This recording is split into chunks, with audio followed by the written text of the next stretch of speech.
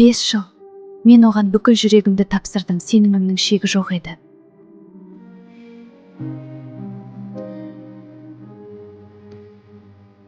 Бірақ ол мені таң қалдырды. Сақина емес, қоштасу хаты. Ең ауырсыны сатқындық ең жақын адамынан келеді.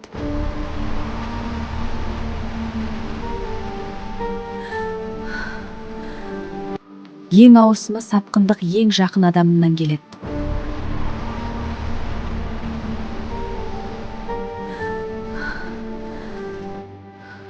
Сен ойладың ба, сатқындық мені сындырды деп? Жоқ, ол мені оятты.